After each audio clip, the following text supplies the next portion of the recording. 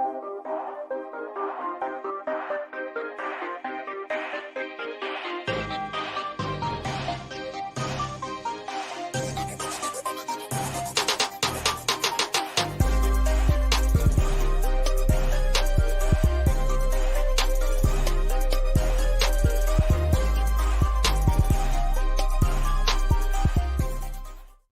still trying to get used to that new intro. Welcome to another week of soccer down here. John, hear you there. Thanks for hanging out with us on a Monday. Stuff to talk about. And it is our normal list of guests. The roster is full as always. Abe Gordon joining us in about 10 minutes. We'll go over Atlanta United and Houston Dynamo. Now that Abe has had a day to let everything digest, we'll get Abe's thoughts on what happened with the 2-2 draw with Atlanta United and Dynamo. There is transfer news we'll get into in just a bit. Obviously, it was happened over the weekend. It was one of the world's worst kept secrets. And then there's some other stuff to keep an eye on because the transfer window opens tomorrow. Secondary transfer window opens for Major League Soccer tomorrow. So Jarrett and his eagle eyes have already spotted something that we can get into as well. Bart Keeler joining us at 10 o'clock. It is Copa Week. And morning, Alex, and we are getting ready for the Copa. So we'll see how Bart is prepping for the Copa, what he thinks about the United States for Soccer for USPOD. And we've also got some reffing down here because we had some stuff happen in the Euros that we'll get into. It was encroachments and red cards and going in after challenges and all those kinds of things. And so we'll get into that with Bart at 10 o'clock. Then we've also got news of the morning and everything else that'll carry us through from 10:30 till 11:00 whenever. This week, kind of busy, obviously, with Copa happening. Tomorrow at 9:30, we get a special treat. We get visited by the Della Peruta family. And for those of you that might remember the Della Perutas, we've caught up with them in the past. And Tori and Talia got to spend some time in Serie A Feminile. And then they got to spend some time in TST. So we'll catch up with the Della Peruta family coming up tomorrow morning at 9:30. We'll catch up with the sisters and see what's going on with them. Wednesday, once again, Tyler Pilgrim. And hopefully Dylan Butler can hang out and join with us. Remember, this is a double match week. So first and foremost, set your fantasy teams. Once you realize that you lost in heartbreaking fashion because of a late goal that was surrendered by your defense. And double match week, so set your rosters accordingly. Jason Wright Agency with a W on Facebook, Jason Wright with a W-A-G-E-N on the Twitters. You can still join and be a part of the fantasy league. Yeah, I know it's the halfway point, but that's not really the point. The point's to have fun. So join the fantasy league if you can. And don't forget Wednesday at Lee and White. It is the celebration for Argentina. I think it's like from 5:30 to 9. There's a lot of stuff going on at Lee and White, Scott Flood and the Flood Project. And those of us here at SDH Network want to lean into the Copa as best we can, Morning Cocoa. And what you can do is you can go hang out at Lee and White. There's a lot of stuff going on the evening on Wednesday. Hopefully it won't be 9 gazillion degrees, or if it is, it'll be indoors, and I think you'll be okay. But it's big crowd expected with what's going on at Lee and White and the Argentines coming in. They're already here, and Teise is just gone just complete and total broadcasting when it comes to the Argentines. No real surprise there. I think they're staying at a hotel downtown, a very fancy and schwanky one. And then you see pictures of them at the Fraction. Just Lionel Messi walking down the aisle, getting ready for practice at the Fraction. So that was a unique thing. And so that's on Wednesday. Thursday, once again, getting you ready for Copa at MBS. And then, obviously, all of our episodic programming on Friday, and then getting you ready for the second match in a double match week where Atlanta travels to City Park for the first – sorry, City Park. They're all in caps for the first time ever. So I get to go see all caps SC. Busy week for Atlanta United, but wasting no time. On the Tom Coughlin scale, Abe Gordon, he's ready to go. So he's already dialed in, and so we're going to bring Abe in early. Morning, my friend. What do you think of the new color scheme, the new network, the new everything? Yeah, there's a lot of fanciness in the simplicity of it. So I'm digging it, man. I like it. So yeah, and then Jason, the lead designer and all this stuff, has given us now the silver, black, and white look as we go forward. So he's running 9,000 miles an hour. A lot of stuff to talk to you about. And before we get back into the match in and of itself, we got the news that was one of the worst kept secrets known to mankind yesterday in the news dump on the weekend. Yorgos Giacomakis officially official, heading to Cruz Azul. The cement money coming through, and obviously terms not disclosed. And we mentioned that the transfer window opens up tomorrow for Major League Soccer. But Gigi finally gone. I guess that's what you can now say what Gigi stands for. But yeah, finally out the door here at Atlanta United. Yeah, not a huge surprise.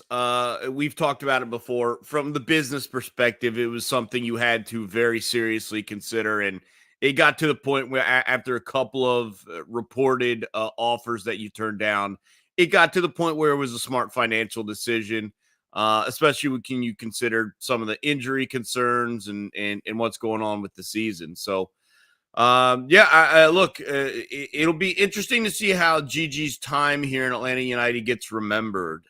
He came in like a man on fire. It took Joseph's numbers, said, I'm going to score goals and you're going to know who number 7 is and all that stuff. And for a little while, he did. And then it did kind of fall apart a little bit this year between injury and lack of class. And so off he goes. Certainly wish him a ton of luck. I really enjoyed watching him play, but onward and upward, we'll see what the group running things can do to replace him. And that's obviously part and parcel to the lovely part of the transfer window that is happening. And so now reports were 10 million ish, and you can sit there and chase after whatever you like. There are rumors out there this morning about getting fullbacks on freeze, and we'll get into that as the show goes on this morning. But when you look back at him not being in the lineup against Houston, meaning Giacomakis, because he's getting coffee in Mexico and standing in hotel lobbies looking at teammates. And did you notice? Did you see the one photo where he's got the Starbucks coffee in the lobby of the hotel, and if you zoom in on the cup from Starbucks, it says Jorge?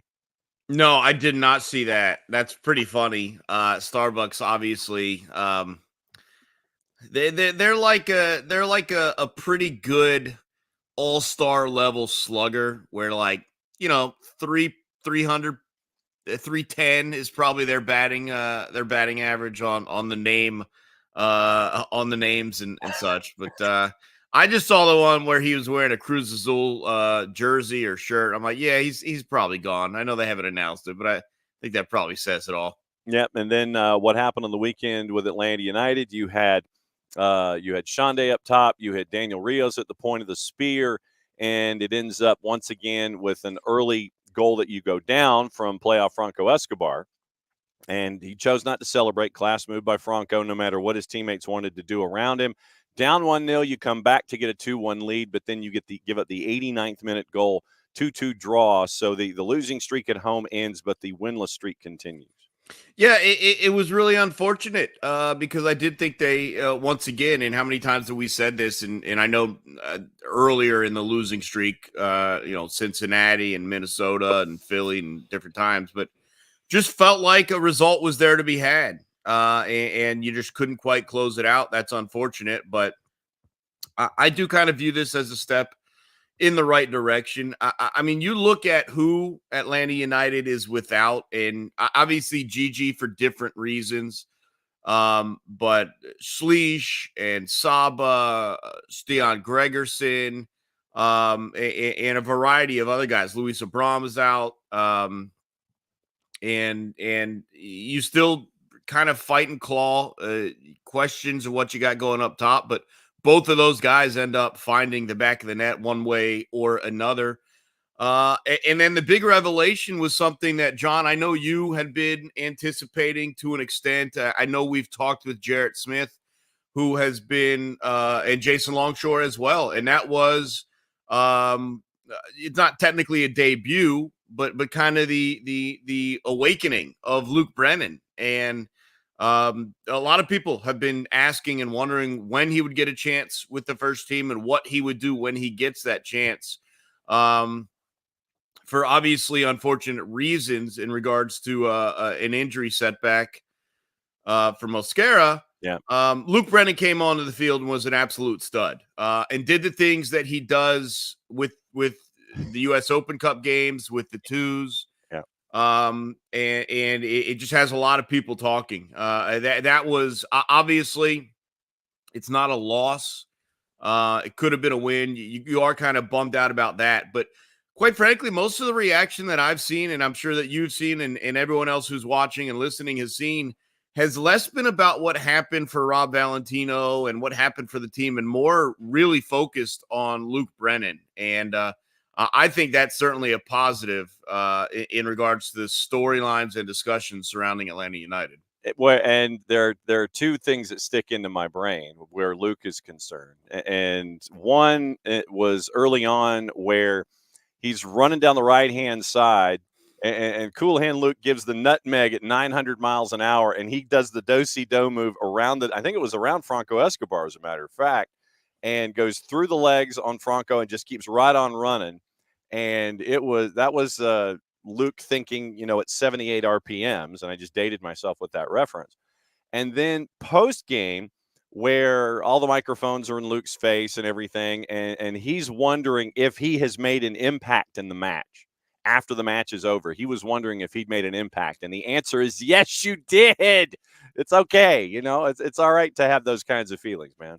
Well, the other thing for Luke, and I know it's been the criticism for him at some levels, is adding in the goal scoring and adding in the assists to what we think is an entertaining style of play for him individually. And the thing is, he made the right pass on that shot that eventually was scored by Daniel Rios, the first Atlanta United goal. He makes a great run.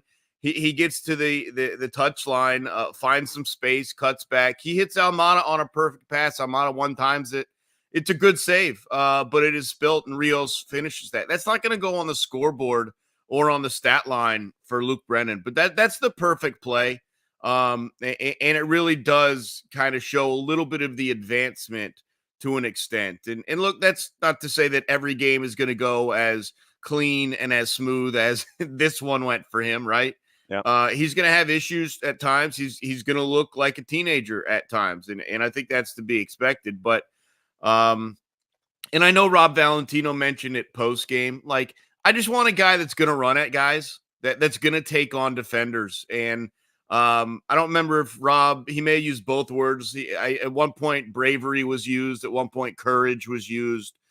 I just want guys that are going to open up the defense. And when you have a guy like Brandon who can run at guys with more than just speed, I think that was some of the concerns too when you got into the discussion with Mosquera and Shande Silva and other guys you might have tried to use to fill in. It just felt like they were too much potentially of a one-trick pony, and that's not what you're getting with Luke Brennan. And so very interested to see if he can continue to get some time and if he'll be continuing to open things up. But he was really the big takeaway from this game. I know it was Rob Valentino's first match in his second era as interim manager, and we've talked about all the guys you're missing because of Euros or Copa America. We're going to be missing guys for the Olympics coming up. I mean, it's a really tough stretch. And so I'm going to be relatively patient with Rob Valentino, I mean, here's the thing, John. It's kind of tough to be patient when we were just patient with the last guy to an extreme extent, where we're like 5-6 matches in. We're like, this guy's going to get canned. Here's the date. It's going to happen. But we kind of have to wait. And while we're being patient through that whole time, home loss. And it's just like, we all know where this is headed.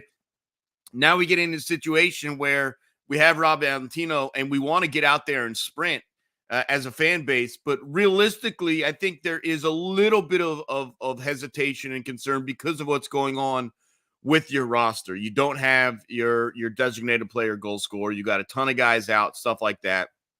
You got, I think, 5 of your next 6 MLS games are on the road. I know you have the Indy 11 as well. Right. I think I did the work on Saturday night post game. I think it's 5 of your next 6 MLS games on the road, and obviously that starts midweek here against DC United, a team that came into your house and took your money. And so we'll see. But as much as we pleaded for some patience with Gonzalo Pineda, I think we probably need to do a little bit of the same with Rob Valentino, just because of some of the limitations he's dealing with. But I do find it interesting that the result from Saturday night, being that close to a win, ending up with a draw. Yes, it's disappointing, but really the story that everyone was reacting to was Luke Brennan. And at the same time, it's you've got Noah Cobb and Luke Brennan who've come through the academy. They have that relationship on the right-hand side, so the youth is working their way forward. You mentioned Rob. Rob wasn't having it in the post-game presser. It's like, there are things that we need to work on, and he was being incredibly frank and honest out there.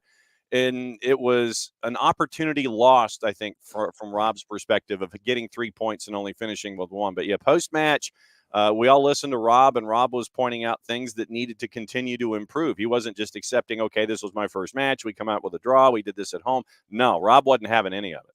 Yeah, and I think that last point that you hit on is why. I think it's this thing about the bugaboo at home, and you were so close to getting away with that. You were so close to ending that, and for Valentino to come in after what's happened in Mercedes-Benz Stadium this season, if he was able to put an immediate stop and take full 3 points, it does a couple things. Obviously, it changes what you're doing at home, build some confidence, and we've talked about it. You're third from the bottom in the Eastern Conference, but you're one win from the playoff line, and that win could have been Saturday night, should have been Saturday night. You fall asleep at the start and you fall asleep at the end for different reasons, and you get a draw. But that's a team in Houston that's one of the tougher teams to score against, and you did get two of them with, again, limited trio up top. And so there are some good, but there's definitely some bad. And there's been an issue holding leads all year long, all season long for Atlanta United. And to think that, and this goes back to what we talked about before they made a managerial change here, John.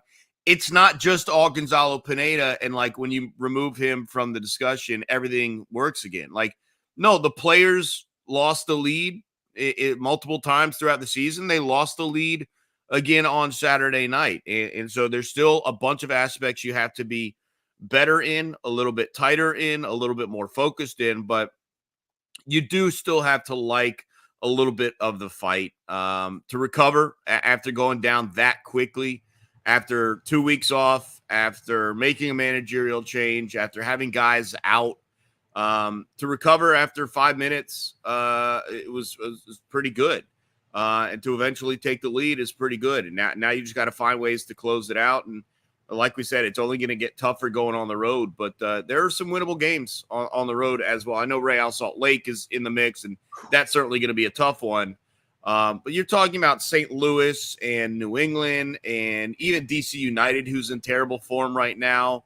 They're a winnable game. So we'll see if we can get it turned around here. I was going to ask about these two coming up where you're going up against DC, and DC sputtered on the weekend, and you're going up against that redwood that they have at power forward and Christian Benteke, and then St. Louis. St. Louis, I have always maintained that St. Louis last season, it's that minor league pitcher that comes up and gets the start, and he'll go 5 2/3. He'll give up a run, and then the manager will pull him with runners on base. But you didn't have any book on him, and that's how he got through the batting order okay that first time through.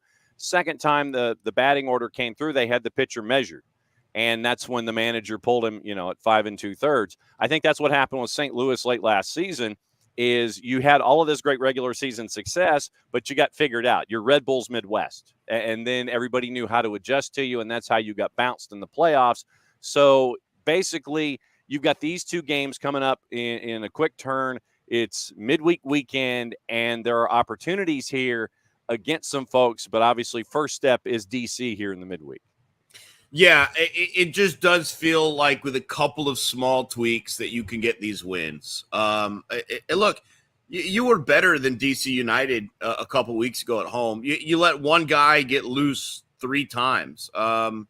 Now, the frustrating part is you're most likely it's almost 100% certain to be without the one guy that we think would be a Benteke stopper in Stian Gregerson. And, just from a physical perspective, I personally believe that if Stian was back there a couple weeks ago, there's no way in HE double hockey sticks that Benteke is scoring a trio of headers. I'm not saying he won't score goals in other manners. Maybe he does, but you're not getting 3 headers if Stian Gregerson is there. So unfortunately, you are going to have to adjust to that again. But it just feels like winnable games, and it feels like Atlanta United is working towards something, is building towards something. You didn't really see much change in regards for how they looked from Pineda to Rob Valentino. A couple things here and there, and obviously what you're doing up top is the biggest adjustment. I'm interested to see if they do run Luke Brennan out there again. Obviously, I didn't see what the extent of the injury was to Mosquera, so I'm interested to see if they run him out there again, and then also just how you've got to be laser focused. And that's the one thing as we start to cycle through a number of these teams that we've already seen here at Mercedes-Benz Stadium. Now we're going their place or vice versa. If you're Rob Valentino, you shouldn't have to stress too much the importance of not losing Benteke once he gets near the 18. And you'd like to see that become an adjustment defensively, whether it's Cobb, whether it's Derek Williams or whomever, if Caleb Wiley slides inside, if McCarty has to drop, whatever it is, just so much more aware of him this time around, you would think. So interested to see how they decide to mark him up as he gets into the final third. Yeah, we do not have an update on Mosquera, and we don't know where Stian is in his recovery. And so, to your point about Luke Brennan, let me run through the numbers, courtesy of our friends at SofaScore. They gave him a 6.7, which for me is under what it should be. 72 minutes played. That for me is, that puts the spidey senses up, because if it's 72 minutes on the weekend, then what do the physios say he can do against DC out there on the right-hand side? You had 29 touches. It was 10 of 11 passing, 2 key passes, 1 successful cross, 1 big chance created, the goal that we'll play in just a little bit, 1 shot off target, 3 of 5 on the dribble, 5 of 13 on his duels on the day, winning 5 on the ground out of 12, fouled twice, 1 offside, and 1 dribble passed, and that was the one that we talked about with Franco Escobar. So those are Luke's numbers. But yeah, to your point about Luke, you wonder what it's going to look like on the right-hand side because of injury and because of minutes that you had to burn a sub window for very early on in the first half, where Luke is concerned. That to me is one of the big questions I've got going forward as we get ready for that time in DC.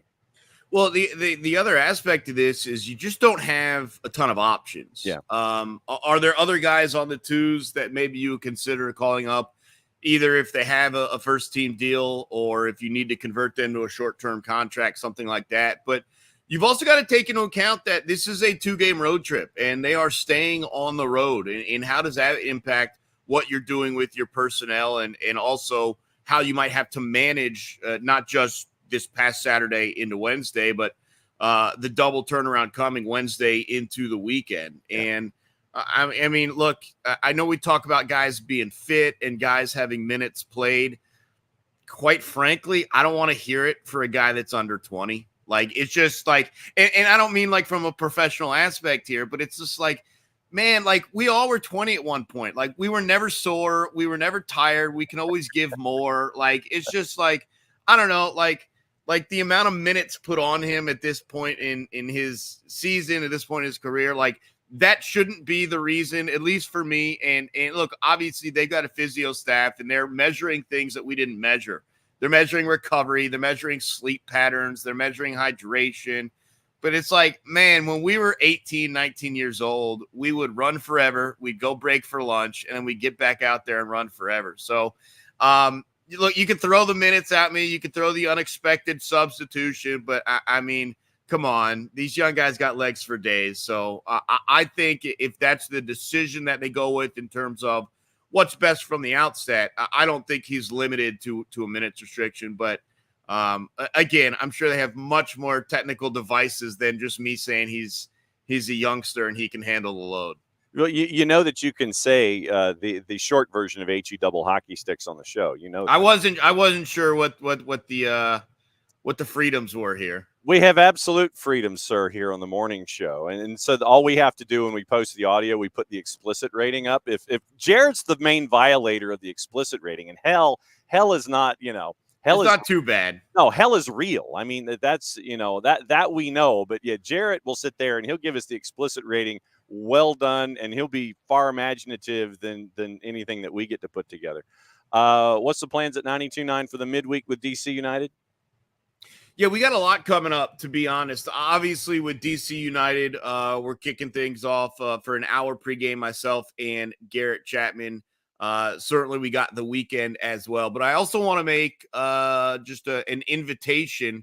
I'm doing an appearance at Manny's Grant Park on Sunday from 4 to 7 for, you guessed it, that would be exactly when the Copa America is going on for the U.S. men's national team. I got a couple of appearances while the U.S. men's national team is playing. So, yeah, a lot of soccer. Like, this is like really, and I'm doing a segment on my show tonight. Not that I want to necessarily take all the luster out of what's going on tonight, but like, we are hitting the dog days of summer, right? I mean, the NBA Finals is probably wrapping up potentially tonight. You got the Stanley Cup Final wrapping up potentially tomorrow. We're left with just baseball, except, oh, wait, this is like the biggest summer of soccer. And I'm sure I feel this way like every 2 years, like whether it's World Cup or whether it's like what's going on now. But you never previously had the soccer tournament, which I thoroughly enjoyed a couple of weeks ago. I'm gonna chat with Jillian Sakovits about what was going on there on Thursday on my show. But between Euros, Copa America, and those two massive tournaments leading directly into the Olympics, like for those fans who I mean are watching or listening, I mean, this is one of the best summers of soccer that I can remember, and so. Just really, really excited. I'm a little upset that the game that's going on right now is only available on Fubo. Yeah, Fubo and ViX. Well, when Big Yeah. FOX decides that they're going to sell 5 matches for $80 million and Fubo's going to not run any graphics packages, that's what we get. Yeah, so unfortunately not able to watch the Romanians today, but we're going to be tuned in for the rest of the tournament. The other two games, Romania is actually up 1-0, by the way. That's a spoiler. But yeah, and we're just tuned in every day. And the great part about it is like these games are on during the day, and especially if I'm hosting a night show and I'm just sitting at home and I'm desperate every day to be like, what do I want to watch today? Like, we got the College World Series going on, right? Like, they have some 2 or 3 o'clock games. There's a little bit of early afternoon action, but like to be able to wake up and just like watch soccer pretty much from the outset and do it during the week, doing it on weekdays, because we have that affordability on the weekends when we're watching the EPL or La Liga, whatever it is. But to wake up and be like, all right, I wake up, it's 8:30, let's walk the dog. Oh, it's 9 o'clock, there's a game. This is a great summer for soccer. And so I'm really excited about it. But yeah, we'll have coverage of Atlanta United, but we will also have coverage of a couple of other tournaments that are going on that the world's eyes will be watching. So very excited about what's going on the next, almost month and a half or so, carrying you through the Olympics. Yeah, no, I had the Ukraine team getting out of group. And that's why when you mentioned what the score was, I was like, man, I was going for the human interest story and everybody looking at Georgi Sudakov and Mikhailo Mudryk and that bunch to get out of group stage. And so you've made my choice that much more difficult. I had Albania getting out and being one of the threes, and I had Ukraine getting out of the group. So right now I'm 2 for 2. Well, it's only the first match day for this group. You can maybe catch an unexpected result, get out with a win, a loss, and a draw, and see what happens. Amen, brother. I like how you think. Abe Gordon at 929 the game. As always, my friend, great to see you. We'll catch up with you soon. All right. Thanks so much, John. Appreciate it. There we go. That's Abe. Abe's going to go get hydrated, and he's just going to try and find a way to watch soccer or something. Well, apparently, ViX is a lot cheaper than Fubo. So I think ViX is like $5 a month. And so I would recommend, if you really wanted to watch a lot of different programming in addition to going and helping out our friends at Fanati's. Maybe subscribe to VIX, because not everything's going to be on 2 to NA. 2 to NA decides to roll things over to VIX now, especially when it comes to Liga MX and other things that are a part of their deep schedule. They'll sit there and they'll shift international competitions and things over to VIX instead of having it on 2 to NA. So there you go. So yeah, if you want to watch the 3.5 matches that are attached to Fubo and VIX, well, VIX I think has all the tournaments. So if you want to watch the 3.5 matches that are left that are not going to be on Big FOX or FS1, subscribe to VIX. That's your public service announcement for the day. Getting through the highlights and the numbers. Bart Keeler joining us at the top of the hour, and yes, absolutely true. Coco says that Bart is also a repeat offender of the explicit rating, but that's fine. I am not going to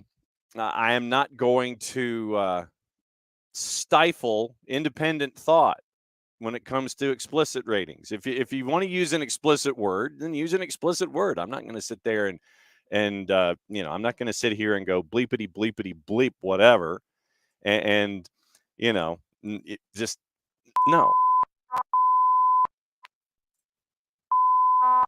That's fine. Then besides, if I was having to catch people and try and sit there and hit that, I'm not going to catch folks. And this is what I meant to play where Abe was concerned coming up with how busy Abe's going to be here in the next 6 weeks. I don't want to say I told you so. I don't want to blow our own horn. Toot, toot. We are still recipients and owners of all the trophies. See, I mean, that's where we are. All right, so we'll go through the numbers and go through the goals here with what happened with Atlanta United. Yes, Coco, you are correct. Censoring takes editing, and that takes work. And besides, like I said, I don't want to stifle personality by having to hit a bleep button or something. By the way, good morning to morning Alex. It is morning Coco, morning Abby, morning Kefsey, morning Hutch. Let's see, who am I missing? Coco and Hutch and Kefsey. Yeah, I think we're caught up. So good morning to everybody who is actively participating on the Twitch pitch. And we would ask that you participate and let us know what you're thinking. That's all part of the conversation and being a part of the Twitch pitch and letting everybody know what's on your mind. So let's go through the goals. Obviously, we talked about the first goal on the board, and it was Franco Escobar, who got it in the back of the net after just a weird scramble where it goes off the crossbar and he's at the back post and heads it back the other way to the far post from the far side. And it was 1-0. And then from there, Atlanta United comes through with the equalizer. And we mentioned Cool Hand Luke and his activity and what we saw with Daniel Rios. So once again, courtesy of our friends at 92.9 The Game and the Odyssey app, here's how Atlanta United equalized against the Houston Dynamo. Kick this down the middle for Rios in a 1v1 with Mikael. And Mikael gets it, but then Rios steals it away. Rios now dribbling in on goal. 1v3. Rios has it knocked away from him, gets it back. Back heel now to Brennan. Brennan's cross. Almada shot. Save. Rebound. Score! Daniel Rios! Atlanta United finds the equalizer in the 25th minute. Persistence pays off. Tied at 1, and that's how it was getting to intermission.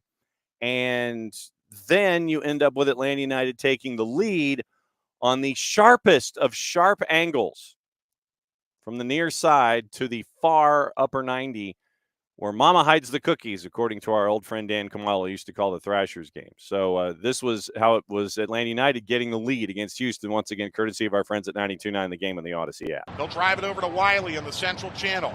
Ahead to Shande Silva in the near offensive corner. He dribbles to the end line, then it bounces off him to the edge of the 6. Angle shot! Score! Goal!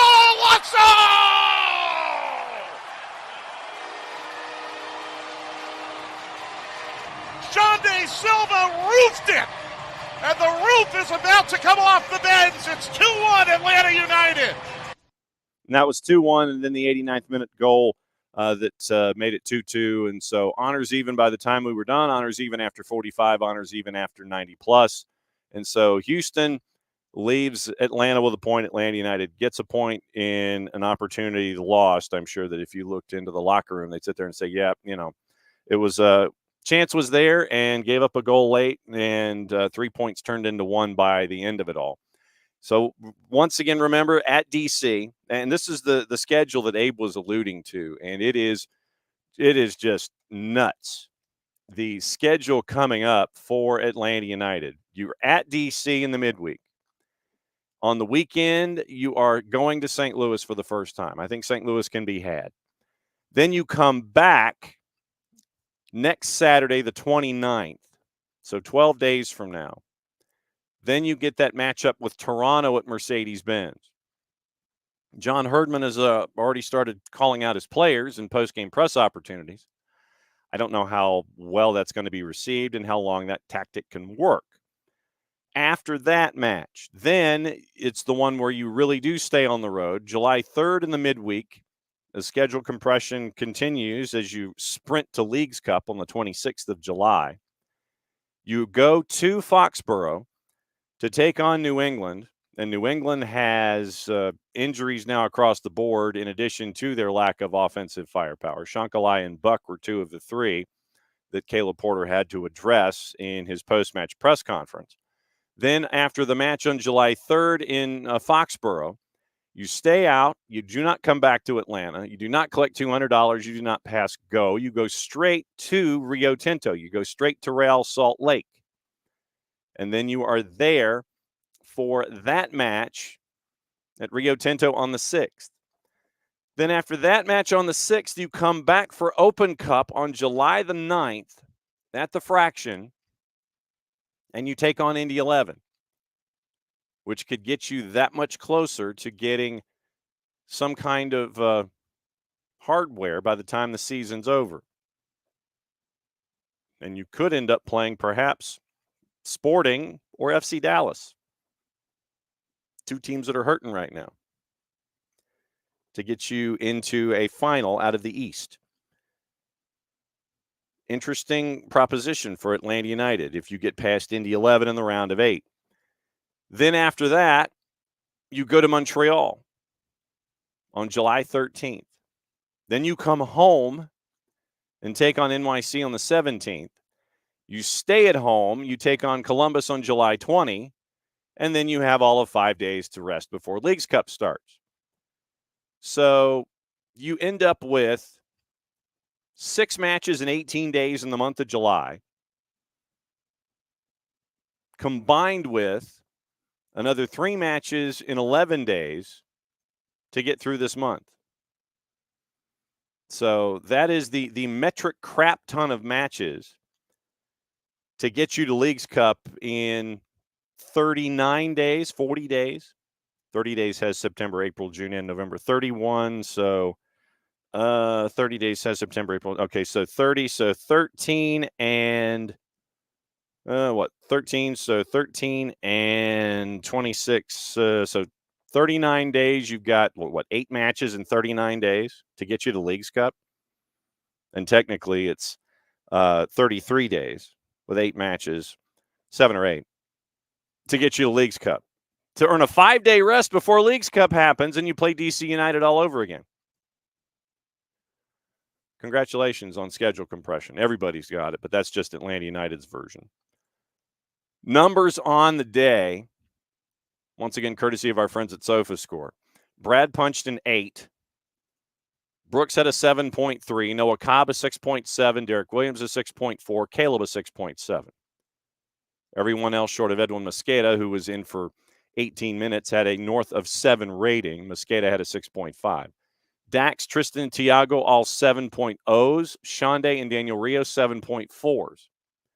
Luke Brennan had a 6.7. I don't know how that was. Jamal had a 7.1 with the goal with his activity coming in for 14 minutes, and then Jay Fortune had a 6.7 as well. So once again, no Gregerson, no Gigi, no Bart, no Luis, no Saba. Tyler being doubtful on the day. So that was where you were with Atlanta United heading into the matchup against Houston. You're out the other side. Now you have to get ready for DC. Sunday was rest and regen. Monday, you're kind of looking at things, probably practicing not all that heavily, or if you do, it's a very, very fast-paced practice where you're not out there forever today. And then tomorrow you're traveling and going over things in the morning and then traveling to D.C. to get ready for Wednesday night. Then probably flying after the match is over Wednesday, arriving in St. Louis very, very early Thursday morning. Maybe a walkthrough, maybe some rest and regen and some film and some ice baths on Thursday. Friday, you're kind of looking at tendencies and trying to get your legs back under you before you play at City Park Saturday night to take on St. Louis City SC. So that's where Atlanta United is coming up in short order. We mentioned the information this morning, since the transfer window kicks in tomorrow, the secondary transfer window. We mentioned that with Gigi out, there is now another name to mention and to keep an eye on, and the name is Pedro Amador. According to Sebastian Souza Pinto, who has just under 11,000, and this is where we're going to be. This is where we're going to be. Trust me. This is where we are going to be in this window with folks that are attached and involved to everything. Sebastian Souza Pinto, based in Portugal. And this is, like I said, this is where we are right now, chasing after all this stuff.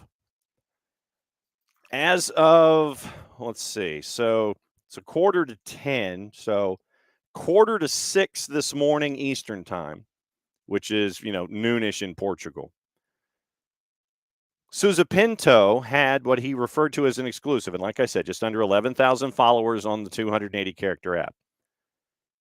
Registering it as an exclusive, Pedro Amador at Atlanta United. The clock is ticking. Deal closed, and the fullback signed for 2.5 years with the option for another season. Amador leaves Moreirense as a free. So once again, it ain't costing you nothing. And it appears that we have to add another player and yet another country to our viewing, listening, and monitoring habits, for lack of a better word. So once again, 25 years old, defender, left back, and with the absences that you are going to be having with Caleb on national team duty, Luis on national team duty. Most of his time has been spent exclusively at left back. He has spent time on the left midfield. And like I said, this is courtesy of our friends at Transfermarkt. Current market value, €700,000. Highest market value was back in 2020. Spent time at Braga before it was Moreirense, going back and forth there. And he has been at Braga and Moreirense his last 4 seasons. So once again, 25-year-old left back, represented by Interstar Deporte. But most of his time is spent in defensive posture, 74 matches as a left back, only 2 goals and 6 assists, 89 matches in his career, 74 of them at left back. So you're getting left back assistance if this comes to pass, once again, courtesy of our friend Sebastian Souza Pinto. And keep an eye on Pedro Amador from Moreirense. And so that's what you're staring at least out of the morning. Leadman, Liga NOS, Taça de Portugal, Liga Portugal. Liga Portugal, he's got 21 matches in the past season. So that's where we are with Pedro Amador. That's the name of the morning, Pedro Amador. Left back out of Portugal in Moreirense. So we'll keep an eye on Pedro Amador going forward to help out with the roster issues that will exist because of folks that are leaving and are representing countries and things like that. So keep an eye on all of that. So let's see what you guys have in mind here to wrap up hour number one. Let's see. You end up, Abby Rob dead on with his comment post-match about not playing direct enough, and a flag, the Greek flag, goes into storage. Yeah, Coco, draw that feels like a loss when you needed an outright win. And everybody's high on Luke Brennan. This is the one thing that that I'm keeping an eye on. I know that we had the discussion about being 20, being 19, being 20, running around, all that kind of stuff. To the point that we are discussing the 8 matches in 33 days. It literally is midweek weekend, midweek weekend, midweek weekend. All of that. All your way through, plus Open Cup. So this is where you really have to be in step with the physios. You've got to monitor what's going on at practice. You've got to make sure that everybody is as healthy as possible, because this is the spring and summer of soccer, and folks will not be around, and they may be back. It is juggling all these different chainsaws that you have to do when it comes to who's going to be what and where, and how's it going to look. We don't know where Tyler Wolff is in his rehab. I imagine he's getting closer and closer and closer. Once again, Stian the same way. Your midfield, once again, you will be without Thiago. So then that probably means that Nick Firmino is going to be getting minutes. And you'll be without Caleb. So you're going to need that help at left back. So Amador makes sense in the absence and filling in the holes that are going to be there. Keep an eye on, I would probably say that, Ronald Hernandez is going to be getting minutes at the left. Matthew Edwards probably minutes at the left. And like I said, this is where, and I mentioned it in Prescription for Victory on Saturday. Keep an eye on guys like Matt Edwards. Keep an eye on guys like Noble Okello. Keep an eye on guys like Javi Armas and Nick Firmino and Luke Brennan and Efren Morales that will be going from the twos and getting quality time practicing with the first team. The benefit in this is that the twos don't play for another 9 days. The twos have been on a 3-week sabbatical from the MLS Next Pro schedule, for lack of a better phrase. So does Aiden Torres sit on the bench and get exposure to what life is like with the first team? But what sticks with me in this run, and literally it is the 26th and the 30th, and it's 2 matches on the road in Florida. That's where the twos kick their season back in after being away for 3 weeks. It is Efra, Nick, Luke, Armas, Edwards, Okello. Noble Okello, if I'm not mistaken, has first team experience with Toronto FC. So those would be the 6 guys that I would look at that might be getting more exposure with the first team because of the absences that are there, either Olympic, Copa, or one or the other. So this will be what we have been talking about for a long time with Atlanta United 2 here on the network. The availability of these players that are learning what's going on within the Atlanta United system, having to be called up to be a part, because once again, you have the schedule compression that is going to be something that's going to drive us all crazy over this month and the next 6 weeks before we get into Leagues Cup. So this is where the education for the twos comes into play and what they can all bring to the table, and also keeping an eye on Pedro Amador. And once again, window opens tomorrow. And we'll see what happens with any and other individuals and ins and outs and who's making moves and who's going where and all that kind of stuff. So that's what you're looking at involving all of this. Morning 4-card morning, Tom. Glad you guys are here. And Kefsi yelled as much as possible to try to get Franco red carded. Unfortunately, he behaved. And signed Atlanta jerseys at the half. Okay. Don't know if Franco and Brad swapped jerseys or not. Yeah, and Kefsey, Shonday looking happy was a big breath of fresh air, no doubt. And when you have someone like Shonday who is a rhythm guy, yeah, we always talk about those rhythm shooters in basketball. Like if they get that first, then they've got the confidence to go ahead and keep firing and keep firing and keep firing. I hope that that's the way this is with Shonday. That you get that first one, hey, I can do stuff like this. It's that reminder that everything is cool, that you can do these things, that I can put the ball in the back of the net. I can challenge. I can do things from difficult windows and try and get things done that way. So hopefully where Shonday is concerned, it's a reminder that I can do this, and just, feed the man and see if the confidence continues to grow and grow and grow. And yes, Kefsey, Stian definitely needed. When we're discussing Christian Benteke, he's probably going to be bracketed by some combination of Derek and Noah and Dax. But getting into the minutes from the weekend is going to be the interesting / difficult schedule here for for Atlanta. You end up with Noah playing a full 90 minutes. Derek played a full 90 minutes. Dax played a full 90 minutes. Tristan played a full 90 minutes. Notice a trend.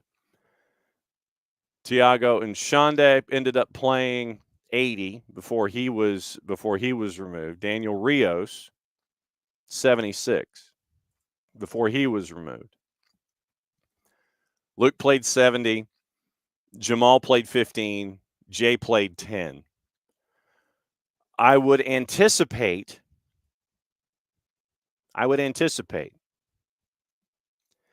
that Jay and Dax flip. Jay starts in DC. Dax comes in off the bench. And with Dax these days, it's going to be, looking at the physio numbers, checking with me and checking. And it's like, okay, what can you give me? And that Dax will sit there and it's like, I'm good. But it's like, what can you give me? And see what you can do and manage and navigate all of this stuff going through the window. I think you're going to see a lot of Efren Morales. I think you're going to see, obviously, Jay alternating with Dax. You are looking for Stian to get healthy quickly. And I mean that in the sense of you're hoping that it's the calendar quickly and the body quickly, that you're not forcing an issue, obviously. You don't have an update on Edwin. Getting that tomorrow probably more than anything. Then you're looking at Nick, Luke, Jamal, Daniel, all of that up top, and Shonday up top. And so that's where and this is with and without Tiago heading into the Olympics. So you probably got Tiago you've got Tiago through this first rush. Don't know when he's supposed to report to the Olympic team, but you've got Tiago to help you through this rush, but you're going to need Nick to help you out. And it's like, Nick, I need you here. I need you here. I need you here. And that's what you're going to be getting over the next little bit with Atlanta United and the mix and match. And Atlanta United is not the only one in the mix and match right now, but that's where we are. Abby, yes, MBS is a controlled environment. The next two games are weather impacted. Going to be hoping St. Louis. Haven't looked at DC yet, or hot in St. Louis. DC is going to have a high temperature of 90 in the midweek, but we all know that DC is not just about the heat, it's about the humidity. The heat index, do not be surprised if in both of these matches you end up with a hydration break.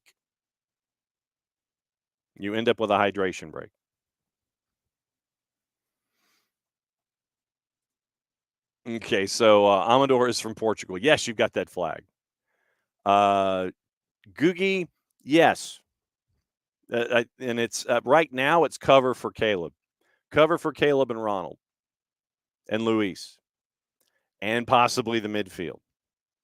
Need you to slide up and spend some minutes up here.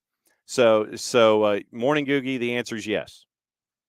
If Amador comes in which is, like I said, as we've anticipated with what we're seeing with Sosa this morning, Sebastian Sosa Pinto. If this transaction does come to pass, then it would be to help on the left-hand side, whether it's left back or left mid and having him move up late or whatever. But left back primarily is where Amador has been in his professional career. And it could end up being a combination of all of those, where you push Wiley up further.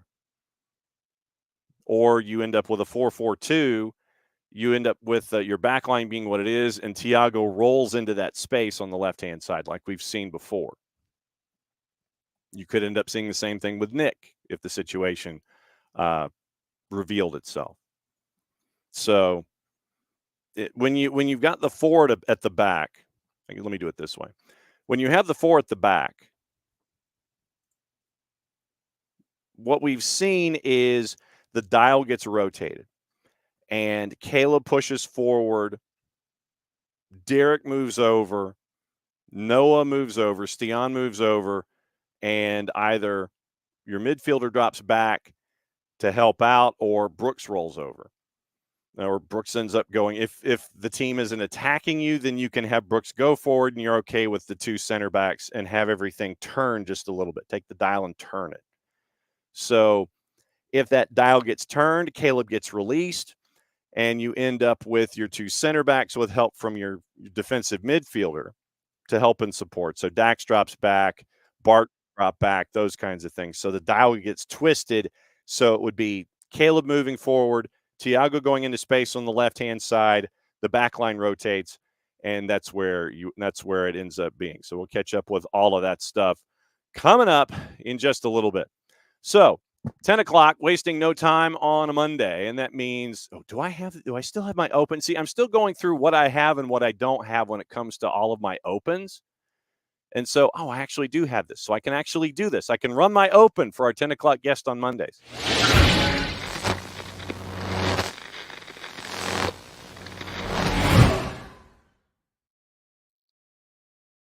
Beat 2, 3, 4. How was the wedding, by the way? Fun. It was very fun. Good distraction from watching Atlanta United cough up a late goal again.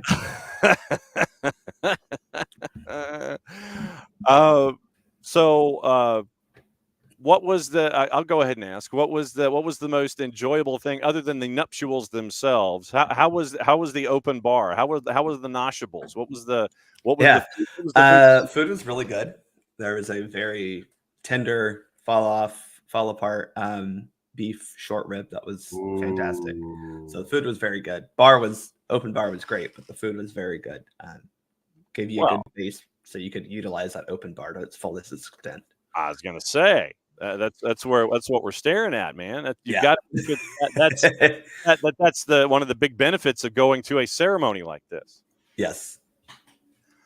We got a couple things to talk about, and since this is Copa Week, I wanted to start off the discussion with you about the men's national team. And when it comes to success / failure / expectations, all these things, let me start this way. When that first starting 11 rolls out, what are you anticipating and how much information are you pulling from the two friendlies that probably drove folks more crazier than they should have?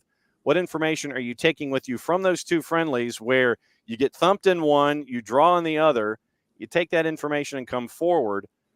What information are you pulling forward to get you ready for Copa when it comes to the U.S. team? Well, I think in both friendlies, we saw that Berhalter is going to play Joe Scally as right back. He's not going to try to put another player back there who maybe is more similar to Dest in an offensive strategy. But Joe Scally seems like he will be the starting right back. That's one of the questions. The other question is because I think it's very fair to deduce that Tyler Adams will not be 90 minutes fit for who knows how long. It will probably be either Johnny or Yunus Musa in that kind of holding midfield position. I don't want to call it a true six because, the defensive work rate for both of those guys is not the level of Tyler Adams. But you're lucky in that Bolivia is not a team that's going to be particularly possession minded. So you won't need necessarily a destroyer type midfield to win balls back frequently. Hopefully you'll be able to dominate possession and use either Johnny or Eunice to dictate tempo, dictate aggressiveness from that midfield position. But that's the other question. I don't know if we have an answer. It could be determined based on who the opponent is. I think the goal is that you can start Tyler Adams in the Uruguay game, because that is the game you need your best 11 to get a result. Or maybe the goal is, and this is crazy, John, so go with me on this journey. You win both of your first 2 matches. So the Uruguay game is essentially unimportant. And you can then even rest Tyler a little bit more. So that would be the question, is who does start at that 6th position. I think the rest of the lineup writes itself, to be quite honest. I think you're going to see Way on the right, Balogun at the top, Pulisic on the left, and then your 2 kind of attacking midfielders will be Gio and Wes. And that, I mean, I think everything else is pretty much the same too. I mean, you saw Jedi, Ream, and Richards play as your other defenders alongside of Scally at right back. And despite Abby crying about Miles Robinson not playing any minutes in the last 2 friendlies, well, there's an indication of where he stands on this depth chart. Sorry, I don't have to defend him anymore. He's not ours. He belongs to Cincinnati. Get to it. If he ain't playing, then that should tell you something. Uh-huh. He elected to go play in Cincinnati instead of trying to challenge himself in a better league. And now you see what happens. How concerned are you about Josh Sargent? And I mean, like from a personal standpoint, from an injury perspective, availability standpoint. I'm not, because we have Falarin Balogun and Ricardo Pepi and Haji Wright and Tim Weah, who all can play as a kind of center striker if you need. From a personal standpoint, the Josh Sargent injured again is not great. And the fact that it seemed like he was pretty much injured the entire, I mean, I don't think he's been healthy in 2024. It seems like, taking from what Norwich coaching staff and medical staff have said almost repeatedly. That is concerning. But I think if you're talking about like, our starting striker is hurt. Well, he's not our starting striker. Our backup striker is hurt. Well, we have Ricardo Pepi. Like, it's not like Sargent is somehow a necessary component here. And you can replace them up to 24 hours. The deadline is 24 hours before the first match. So if he truly isn't able to go, which again, he did not train with the team at all during this past friendly window, then, you can bring someone else in. I don't know if it'll be Tim Tillman. It wouldn't surprise me if they try to bring in another striker. So maybe that's where our favorite U.S. Open Cup hit hero, Brandon Vazquez, comes in. Reminder that Brandon Vazquez was not the Brandon Vazquez of today when he was here in Atlanta. Correct. We'll like to rewrite history here in the Atlanta United fan base. But I think that Brandon has benefited from the system that Pat Noonan put him in Cincinnati. You mean players thrive in a system and not necessarily everywhere they go? That's shocking, John. Just saying. But no, I think he got the benefit of being the number 1 in Cincinnati, because they were just a bad team when he went there. Mm-hmm. Pat Noonan came in, revitalized how they play. He's obviously playing with some very good players as well now in Monterrey. And I think he has benefited from that and used that to improve himself. And I think if you're looking at a guy who, if you need to call him in because Sargent can't go, I would prefer Vazquez over Tillman, because I think when you look at the midfield, you have you have a Tillman in midfield already. And I don't think you necessarily need another kind of Timmy Tillman type player. When you look at the starting 11 in your head, what concerns you the most about it, regardless of the opponent? If we score. Okay. This team struggles to score. Greg Berhalter's system struggles to produce goals at a consistent level. You can look at the Jamaica game and you scored 3, but it took you 95 minutes to score 1. And Bolivia is going to play similarly to Jamaica, and the fact that they're going to park multiple buses, possibly a mountain in front of the goal. And that is concerning. Panama will do something similar. They're not quite a bunker team, but they are a counterattacking team. And that is concerning because this team struggles to actually stop me if you've heard this, if we talked about a team like this on this podcast before. But this team struggles to take advantage of the possession advantages they create. And if you're not going to score when you have the possession momentum, if you're not going to score when you, or even just create opportunities through your possession, it's not great. Looking back at like yesterday, you saw an England team that dominated the game, but left it very late, decisively, and a team in Serbia who not bad had chances.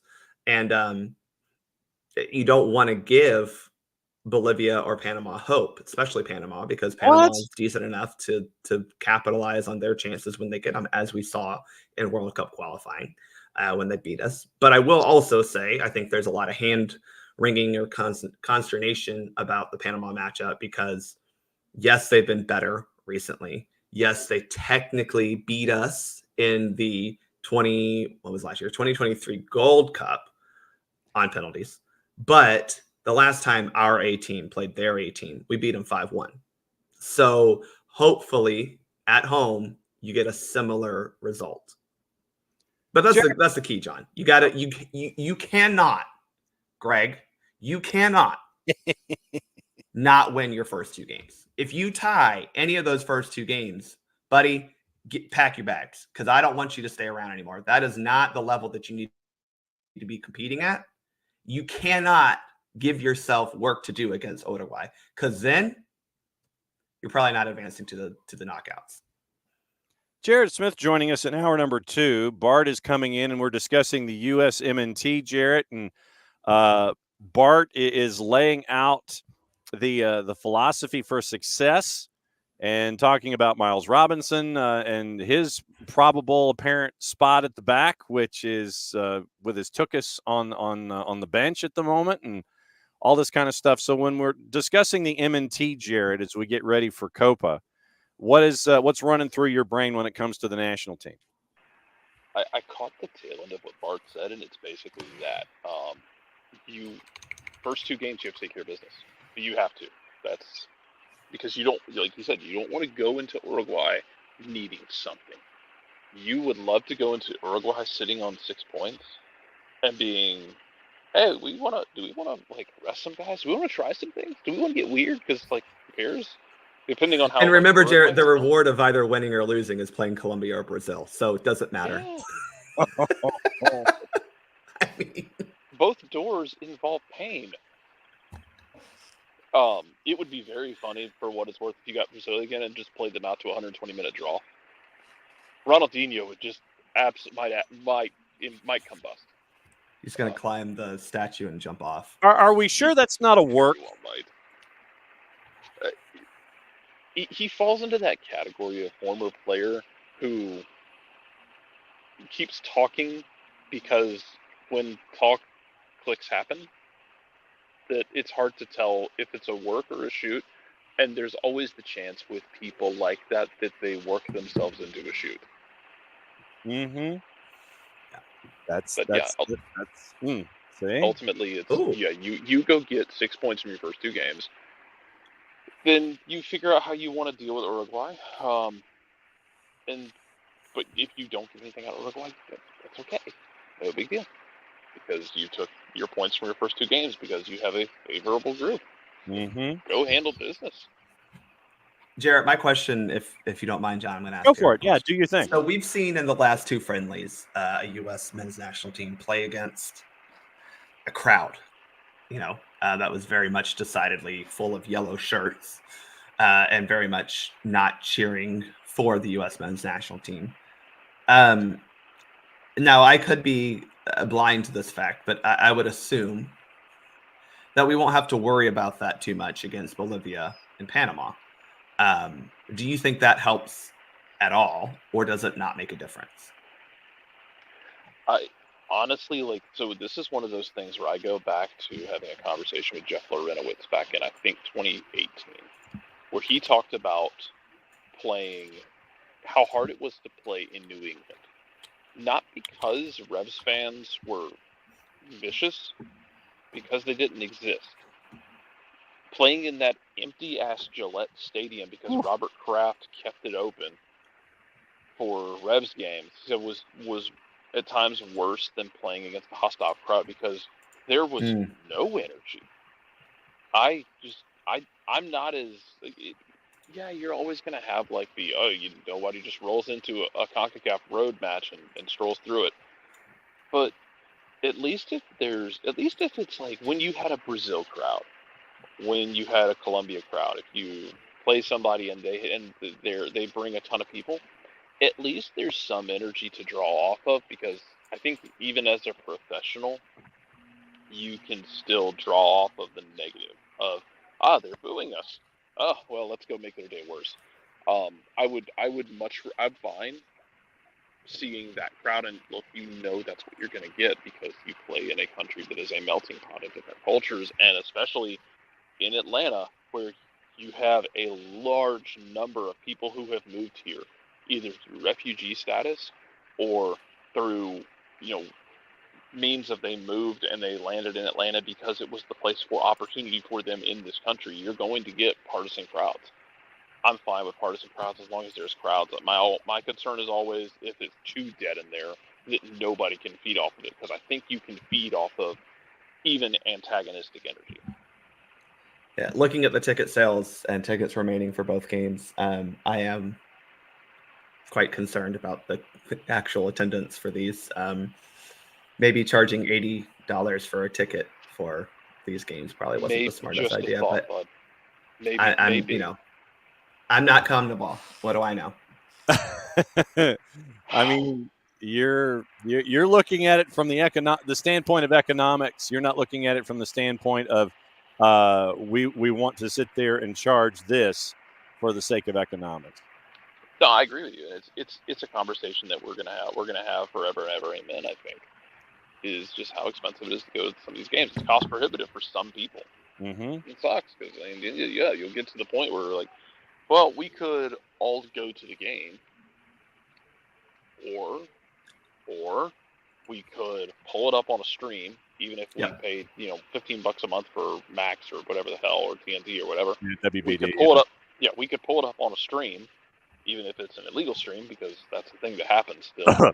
Not that we condone or endorse that behavior. We condone or endorse that behavior, but look, piracy exists in a world where you blocks on things and you make things difficult for people. But I could host it on a stream, project it on a wall if I wanted to, or put it on a big screen TV, go buy some snacks and invite some friends over and have a comparable experience. Yeah. And not get yelled at by ushers or have beer spilled on me by a drunk guy 2 seats behind me. I have a conspiracy theory, by the way. Go for it. What's your conspiracy theory? No, go for it. It involves TV and streaming, right? So I think everyone is justifiably annoyed at Fox for having their streaming partner being an $80 a month service in English language. Get T-Mobile and ViX. ViX is probably the cheaper option, and you're going to have access to actual sports going forward. Both of them do offer a free trial, I will say, because I'm on that free Fubo trial right now. But my conspiracy is all 3 of Ukraine's group matches are on the streaming service. That is fishy to me, especially when you consider who the owner of Fox and their broadcasting. That is very black helicoptery, sir. So fire up those black helicopters, because I think a certain 108-year-old Australian man. Yeah, a certain proxy oligarch is making some fishy decisions here. I had not even gotten that. To be fair, you might have dodged that bullet on this one, because I was watching it. Romania has pulled out a hot frying pan and proceeded to maybe they just decided that Ukraine wasn't going to be very good, and that's why they put a ball behind it. It's so weird too because like somebody, I forget who it was, somebody was talking about this morning that like, oh, this game could be good. Both of them like give up goals, both of them score goals. We could see fireworks. Like, yeah, y'all realize Ukraine hasn't played a home game in a minute, right? Yeah, been a minute or two. Had a minor had a minor inconvenience that's kept them from playing home games. Yeah. Anyway, that's my black helicopter moment for slight setback there for Ukraine. Yeah, so I'm 2 for 2 in my wild card thoughts for the Euros. I had Great tell. well, I had Albania as a number 3 getting out of group, and I had Ukraine getting out of group.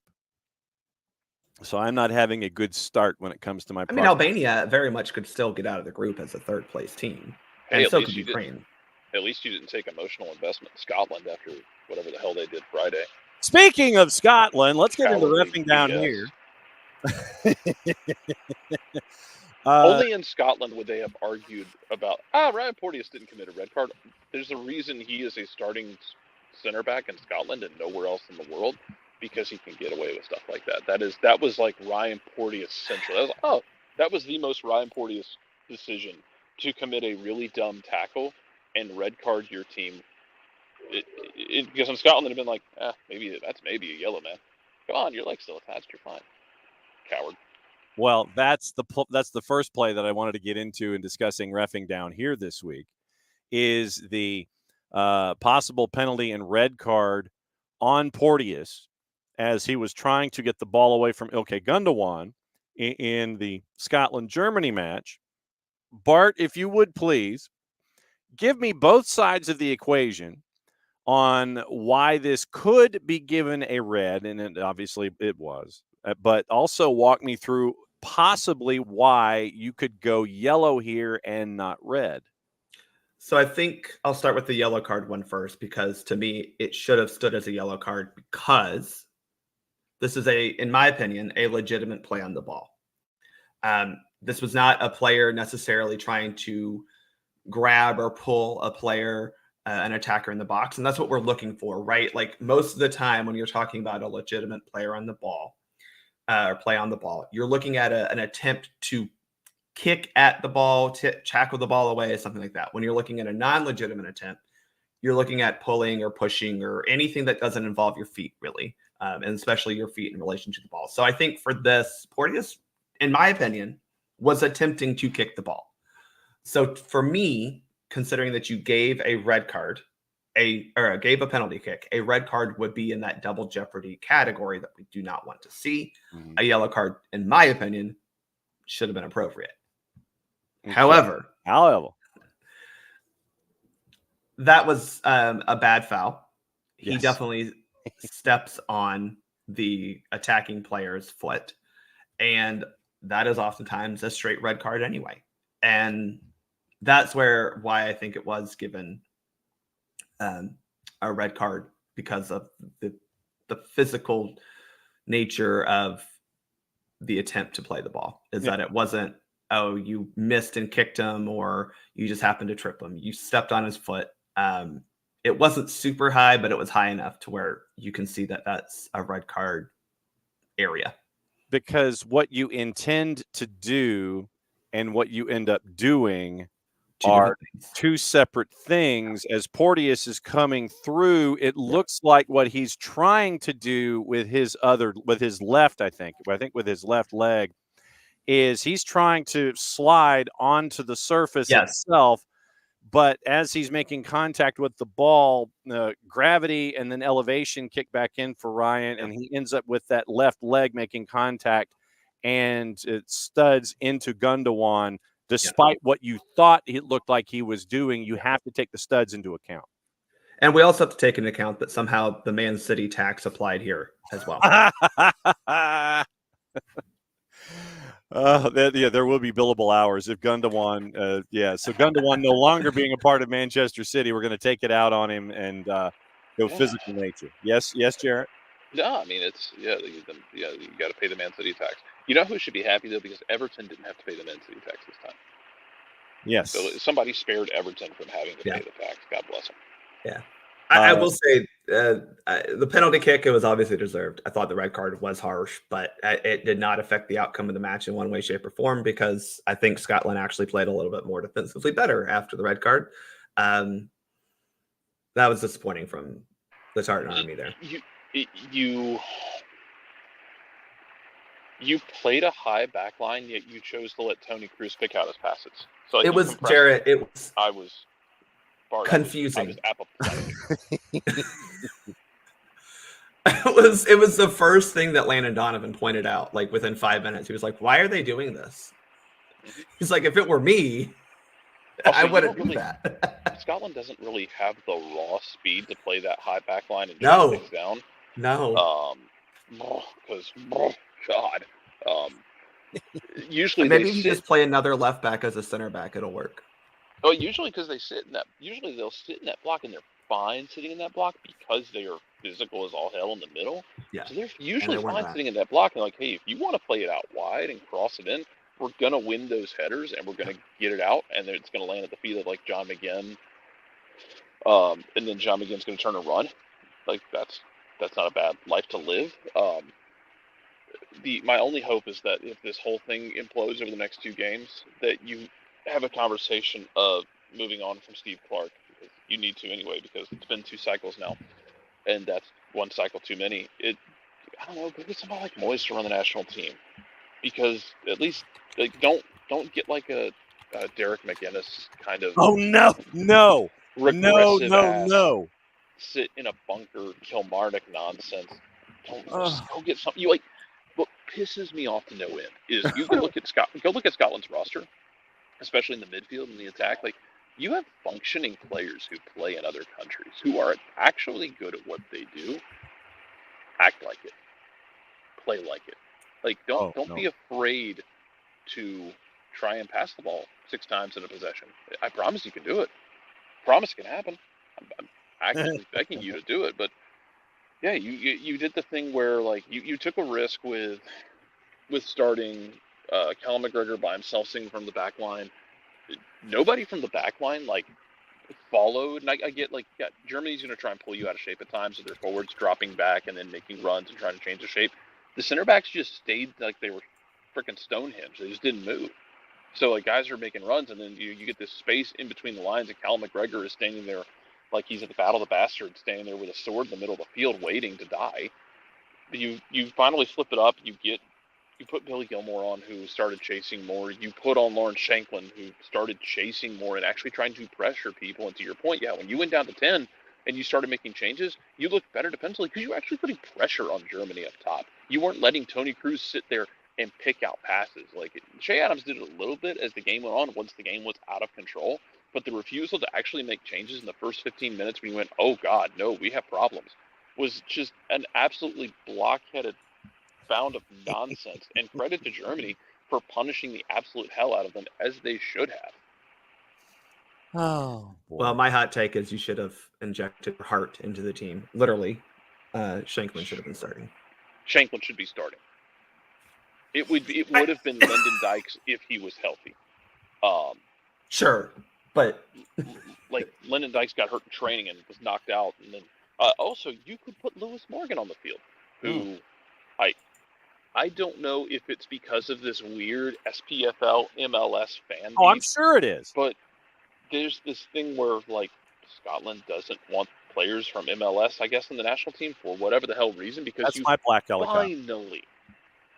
But I bought the license for this helicopter a while ago. You have Lewis Morgan, who was scoring at will for Red Bulls, getting into the national team finally because of injury, not because of he had earned it from the first point. They brought him in because they didn't have anybody else. Meanwhile, Ron Gall scoring 40-yard rockets for Vancouver, both of whom could help this team. I mean, we've how long have we seen this? Because there's been other Scots in this league who are phenomenal. And get no whiff of as you would clearly state, Jarrett, there are some Scottish teams that are somehow putting players on this national team who are, I think the word is rubbish, rubbish, sir. So there's not to disparage the SPFL. there are maybe 5 teams in that league that I would say are doing soccer in any way, shape, or form the right way. Is it that many, Jarrett? I mean, Maybe. you got Rangers, Celtic, Hearts. Hibs to an extent. Hibs to an extent. I don't like to mention them, but yeah.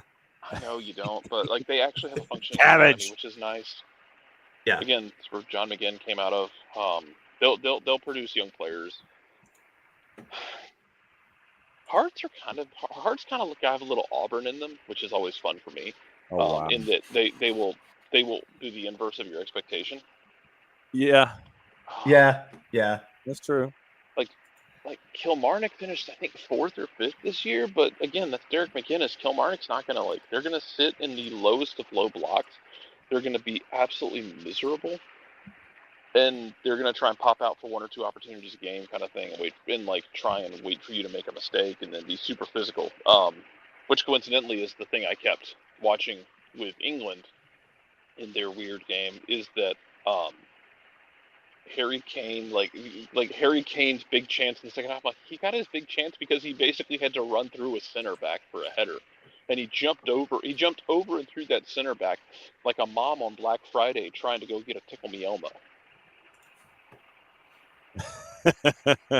Also, as someone correctly pointed out, Christian Eriksen died, came back to life, and has won multiple trophies, and in that amount of time, Harry Kane has not won anything.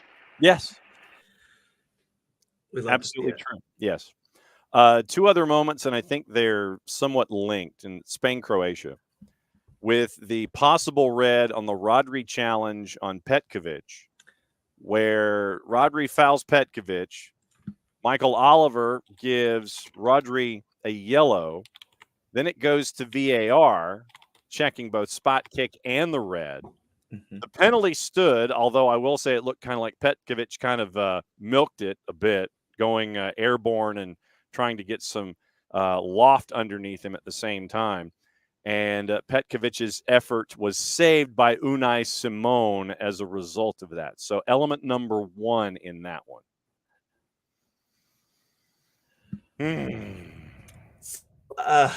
Okay. I think going back to what we talked about earlier, making a legitimate play on the ball usually means you are using your feet to challenge and try to win the ball.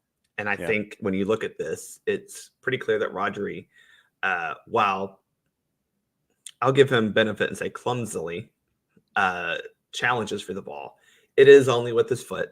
It is not a push from behind or anything like that. And so that's where, I see why this is only a yellow card. Mm-hmm. However, if you're going to give the Scotland player a red card, you should probably try to be a little bit more consistent, because this was more egregious when it comes to denying an obvious goal-scoring opportunity than the Scotland one. But I'll try to be consistent and say I would only give a yellow card because you've given a penalty kick for both. And remember, we do not like to give red cards when we're also giving a penalty kick for legitimate plays on the ball. Okay, so dog-so now, where a defending player denies an opponent an obvious goal-scoring opportunity by committing an offense that was an attempt to play the ball or a challenge for the ball inside the penalty area, then it should be treated as unsporting behavior and the player only booked. Yeah, so that's unsporting behavior. Is just a yellow card, and that's what we've been told to do. Again, that's for dogs, though, right? And that's where I think when you do look at the Scotland foul, Porteous, you can make the argument that it's not just dog, so it's an actual red card foul to begin with. At that point, it's excessive force. This was not excessive force. It was, what's the opposite of excessive? Minimal. Yeah. And I think that force. Yeah, I think that is probably the other thing that saved Rodri here is it was minimal at best, and it was a foul, as a penalty. I understand why people are upset, but it wasn't like he kicked him from behind or anything. He just kind of tripped him, which in the case of what we're looking at, that is a quote legitimate play on the ball. going through the activities this morning on the social medias, it looks like Pedro Amador is saying his goodbyes to Moreirense on his Instagram. So once again, keep an eye on it. Pedro Amador, Moreirense possibly on a free with the window opening tomorrow. Now, the second element in that particular instance where you have Petkovic steps up to take the penalty, saved by Simone. Loose ball goes to Perisic, and he squared for Petkovic to send it home on the second attempt.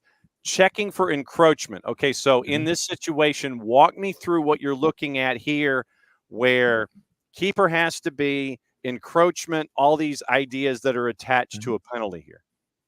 So first off, Unai Simon, perfect goalkeeping here on this penalty kick, because as you see on the still, when the ball is kicked, his left foot is above the line, but it's within the vertical space that line occupies. Okay. So that's what you need to be. You have to have one part of one foot on or above the line.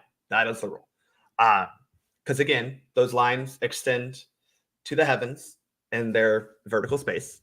So if you do not have to have it physically touching the line, but it does need to be in that vertical space. And he was. So that's perfect from Unai Simon. The problem here was the player who encroached, and mind you, there were a couple from Croatia that were the one in particular touched the ball. But the one who ended up touching the ball first, directly after the save, was a good yard and a half inside the penalty area at the time of the kick, and therefore we penalized that. Now, had it not affected the result, we would not be looking at this for encroachment the same way. But because he is the first player to touch that ball when it comes off either the keeper or the goal, we have to penalize that, and the result, indirect free kick coming out. So it was clearly an offense. It wasn't offside. I think a lot of people thought it was offside because the referee put his arm in the air. Remember, if they put the arm in the air, that is not signaling offside. That is signaling for an indirect free kick. And by the way, if you're a parent, please tell your child that does not mean you need to wait for me to put my arm down before you kick the ball. They can kick the ball whenever they feel like it. That is not me telling them to stop, because I have that conversation every single time. I'm not surprised. But yeah, that is just a signal for an indirect free kick. Because remember, we don't have signals, for calls in this game. We just point in a direction. Yes. So, all right. So along those lines, there are times where, and I know that there are those that are still learning the game, kind of get confused when it comes to refs and ARs and the motions that they make, activity with flags, those kinds of things. You'll see folks who will be in AR, and it'll be, oh, by the way, what's in the mug and what is the mug? Sorry, I forgot that. Just coffee today, but we're drinking out of the share mug this morning. Cow. Okay, exactly. One of the best scenes ever in the history of Will and Grace. When it comes to ARs and their flag movements, I know that folks get confused sometimes about flag up, flag staying down, wiggling the flag, those kinds of things. When it comes to ARs and their flags, what are the different things signifying what, in addition to what you were discussing with center refs and raising your hand like someone who does in fact care? So the biggest thing to remember is that if a AR waves their flag, or just raises their flag, the flag goes up in the air, that is just a signal to the center referee, hey, I have something. Okay. That does not mean anything more than calling attention to the center referee. The center referee then has to decide, usually we use our own methods of deduction to figure out, okay, what would they probably call here? And then we decide, do we blow our whistle or not? Once that whistle is blown, this is the proper mechanics. We'll get into how these things actually work in the field. But cool.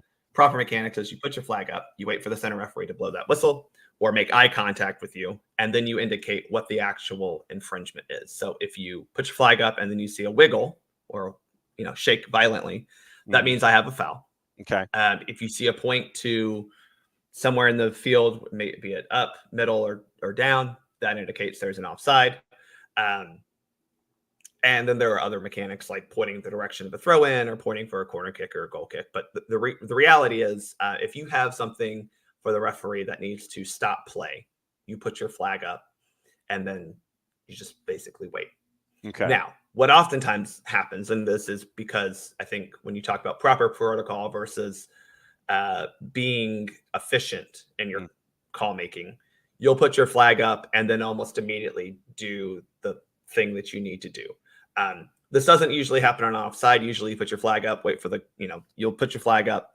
And then at that point for the referee, the actual decision, like we all know that it's offside most of the time, especially now when you have the headset communication systems and they can say, hey, I got an offside. And especially at the professional level that we're watching where the play has all but ended and we put our flag up. But usually what you'll see, especially for fouls, is the flag just goes straight up and we're wiggling it. Yeah. And that is also an efficient way to communicate to the center referee. There's an actual foul. Because sometimes you could put your flag up and it could be like, a whole other thing. But putting the flag up and wiggling it immediately helps the referee indicate that there is a foul. Because as a center referee, usually that means you need to manage a situation if there's a foul, because players are not likely to be happy with each other after a foul has been committed. Yeah. So. And nothing like quoting 15 to 17-year-old lyrics from Alex, wasting no time on a Monday. For minor fouls, Alex, minor fouls, the direction from pro is I want to see you wiggle it just a little bit. So that's where Alex is on a Monday. Yeah. Alex. And I think that's fair. Again, the proper protocol is the flag goes up and then you wiggle after the referee either makes eye contact or blows his whistle. But I'm with you. I think it makes more sense to put your flag up and wiggle at the same time, because it is just an efficient way to make a call. Now, again, that does not mean play stops. The center ref is the one who has to blow the whistle for play to stop. And this is where I've seen this happen even at the professional level, where a referee will put his flag up, an AR will put their flag up, and players seem to stop. That is not the stoppage of play. The whistle is. Also, Abby, when they saw something and they went to point in a direction for a throw in when it was obvious because they're waiting on the center ref, it's like they don't want to go in a different direction. That's exactly why. We don't want to have cross signals. So usually you'll give an indication, the AR will, of where you think that throw in should go. You'll keep the flag on one side or the other, look at the center referee, and both make the decision together. What about and Abby mentions a couple of different things, with fan frustration, where it's see something, wait to point in a direction for a throw, and it was obvious because they're waiting on the center ref, like they don't want to go into a different direction. And then Abby still worries about injuries on offside where they continue to let the play go past a certain point. And so Abby's still waiting for one of those kind of moments. I mean, that is part of that is the instruction that you guys have been given. Yep. I'm sorry. That's not us. We just have to execute the instructions we've been given. Obviously, outside of the pro game, we're not. And I had to explain this to a young AR the other weekend. I was like, I don't have VAR. If it's offside, put your flag up, because we don't want injuries. And then oftentimes at the youth game, especially, and I say this to my ARs, and most of the more experienced referees also say that you're supposed to wait for active involvement. And that means either you physically touch the ball or it's very clear that you're affecting play. But a lot of times at the youth level, if a ball is rolling through to the goalkeeper and there's a hint that an attacker may slam into the goalkeeper of any sort, we just put our flag up because we don't want to have that injury. So I understand your frustration, Abby, but they're professionals who are getting paid a lot of money to play soccer. And that's the risk they take. It's not what I would want, but that's what they do. But at the other levels, we do tend to err on the side of let's not cause a situation where two players could run into each other, and we'll put that flag up a little bit early than we probably should. So then, to Abby's point, let me ask you this. What if there is a difference in opinion of a particular... The center referee gets the final say. Okay. Now, they should be relying on the AR, depending on where that is. but the center referee has the final decision. Okay. So there we go. So y'all in the middle rule is basically how it is. I am the be all and end all. Yep. Everyone must pay attention. Yep. And again, Abby, you're also forgetting that we have. Yeah. What, Jared? Wait, what? So are we cosplaying as MLS center refs with their their frequent work on VAR? Yeah, exactly. Yeah. I do want to say to Abby, like, remember that they have communication systems, right? Yeah. They're talking to each other throughout the game. They are not just talking to each other about a foul or an offside. They're talking constantly throughout the game. And so oftentimes that decision is, oh, I think it hit white. No, I think it hit red. Okay, we'll go red. Okay. Or, okay. Oh, no, a deflection. Oh, okay, cool. Thank you. We'll go white. Okay. Stuff like that. Okay. What's the plans for Soccer for US POD for getting ready for Copa? We are hopefully recording this afternoon. And then, yeah, that's what we're doing. Okay. And then so Soccer for US PLD will be out on the SDH network. Not necessarily the millisecond, but as quickly turned as humanly possible. I'll be honest, John. I don't know if anyone else knows this. I'll be very busy. Yeah. All right, well, break that down because you are going to be a very busy man. I will be a very busy man these next 10 days. Abby, why do you have to yell at me for everything? I don't. Stop it. I don't set prices. I just communicate prices. Okay. So obviously we have a game here in Atlanta coming up to kick off the show. I will be at the pep rally thing that y'all are going to be at on Wednesday night as well. Cool. Then I'll be at the game on Thursday. Then the U.S. kicks off their tournament on Sunday. I'll be hosting a watch party at Fido Midtown if y'all want to come down and join the American Outlaws there. And then we roll into match week for the U.S. men's national team here in Atlanta for the first time in 9 years. And it will be a lot of fun. We'll have the night before party at Fido on Wednesday night, and then a big tailgate starting at noon the day of the game at the Atlanta United supporters lot. And then maybe I'll sleep on Friday. Nah. And then we have to play another game on Sunday, and we'll be hosting a watch party at Fido Midtown for that as well. And then I'm off to Salt Lake City to cheer on this team that doesn't have a real coach.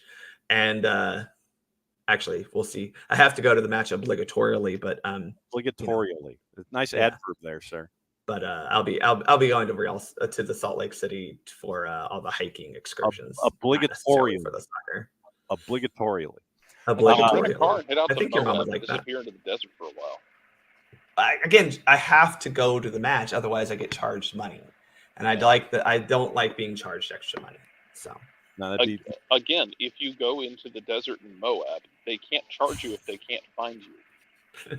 Well, they have my bank account information, John or Jarrett, so they can.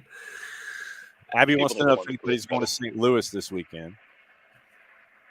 Anybody going to St. Louis? Let Abby know. Now, that'll be a fun one.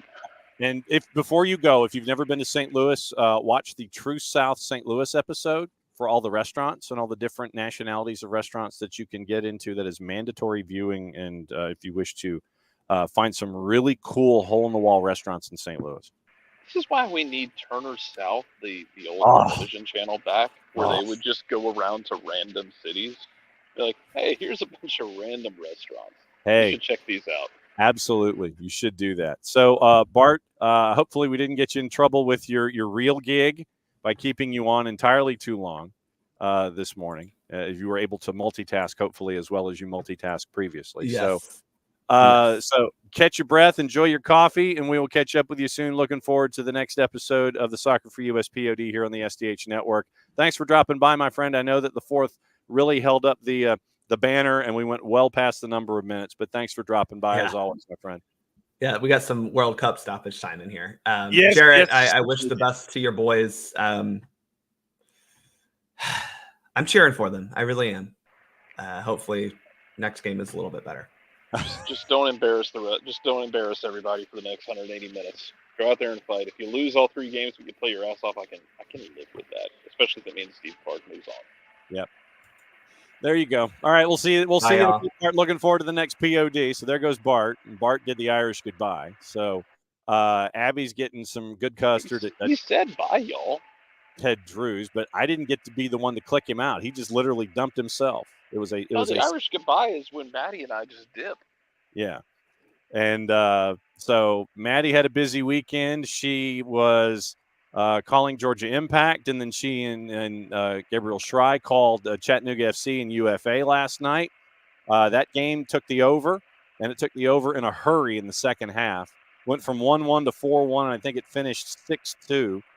So that game is available on the YouTubes if you wish to watch that. And so Maddie, I think, is allowing herself like a day and a half of vacation before she comes back up here for the Copa.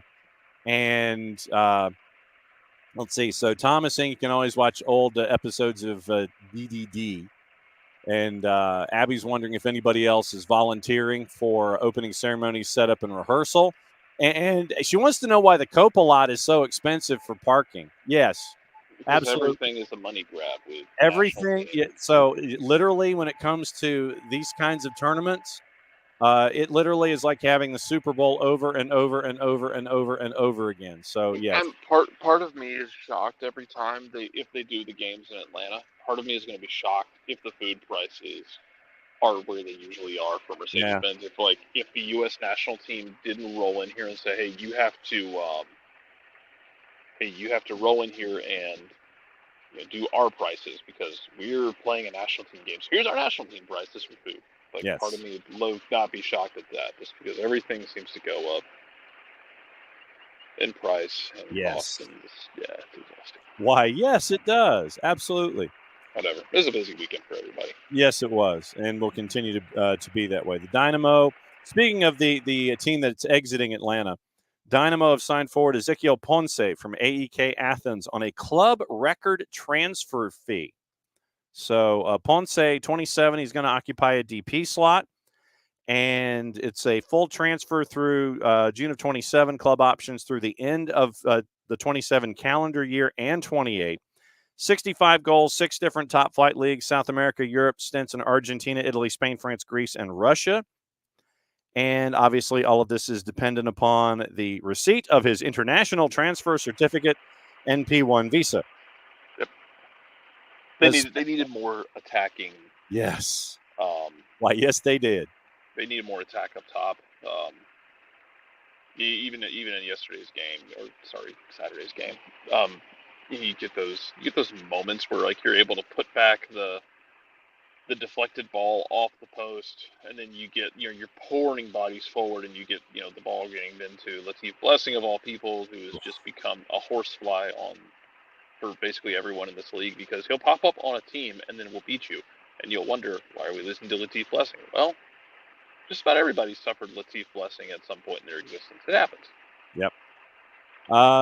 So the history on Ponce is Newell's, Roma, Granada, Elche, Lille, AEK, Spartak Moscow, and has 13 appearances in Champions League, 9 starts with AEK and Spartak Moscow. Most recently scored a European Cup goal in AEK's 3-2 victory over Brighton, sealing the result in the 84th minute in September of last year. Native of Rosario in Argentina, made his professional debut with Newell's at the age of 16. So Ezequiel Ponce is now part of Houston, now that Houston is leaving to pay attention to their version of schedule compression. Jared, I know that we didn't have the chance to catch up with you about what you saw from the weekend. I know that you were bouncing around and doing a bunch of things, but thoughts on Atlanta United and Houston here on a Monday? I guess the overall thing is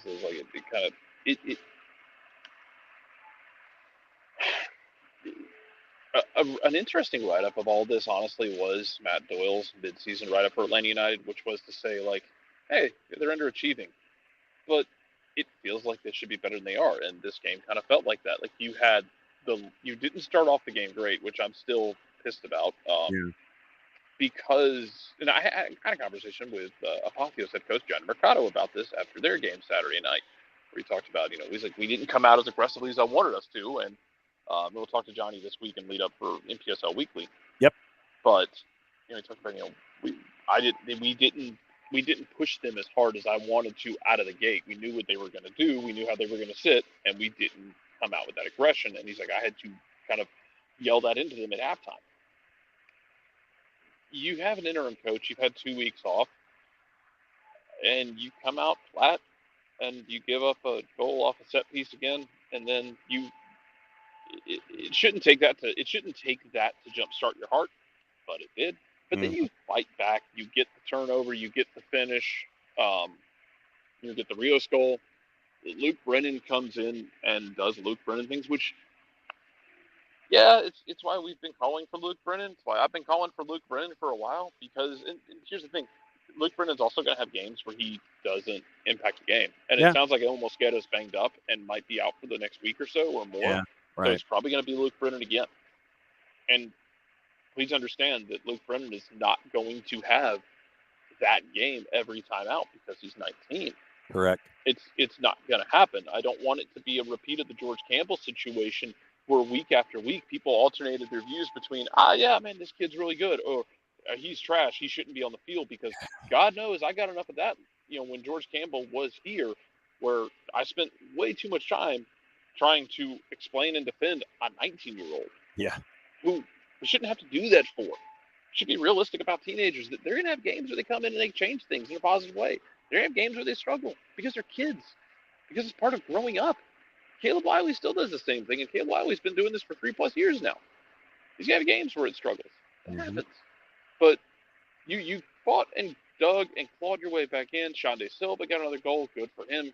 This is the Shande Silva you needed to start the season, and you didn't have when you were starting the season well. A lot of it was down the right-hand side. You needed Shande to be this guy, and he wasn't early in the season, and he got banged up. And now coming back, he's showing more of that. Great. Marvelous. But then you give up the late goal. So, you're making a mistake. You're crawling back in and playing pretty well. You get back on top of things, and then you give up the late goal to blow the lead. And it's just these moments of stupidity and moments of letdown that are surrounding a game, which in and of itself, through those middle parts of the game, you're like, this is fine. Yeah, you got the goal, you created something, good job. You have to clean up those errors which you thought you had cleaned up in the off season when you improved that defense, but didn't get it, and it was like a repeat performance. And I will address the whole idea, because I know with Gigi going yesterday, and I know people talked about wanting to just kind of punt on everything. You're not going to punt on everything, because in MLS is not, this isn't NFL or NBA where you tank and, oh, cool, we got the top draft pick, let's go get a franchise player. That doesn't exist in MLS, at least not in a consistent way. Right. Because I'm sure people will be able to point at a couple of draft picks who have become, stalwart guys, but you're not going to find a cornerstone of your franchise through the number 1 pick in the draft if you tank the entire season. Also, you have a very favorable run up to the Open Cup. You have Leagues Cup, and we literally just last year watched a mediocre at best Nashville team make a run in Leagues Cup for a month and then go back to being mediocre. You just don't know with cups. So you're going to take your shots with those. I think you're still 3 points out of a playoff spot, so you're still going to go for it. You're not going to pack it in. And even if you wanted to pack it in and blow it up, let me run through some names for you, okay? Mm-hmm. Josh Cohen. Yep. Dion Gregerson. Derek Williams. Tristan William-Ba. Bartek Schleich. Dax McCarty. Oh, he's on a short term. Shande Silva. 7. Saba Lubjanitsa. 8. Jamal Teare. 9. Those are all guys you brought in the last calendar year. Those are guys you brought in. Dax, 1-year deal, probably. Those are guys you brought in the last calendar year, either through straight-up transfer or loan, and then trigger a straight-up transfer for.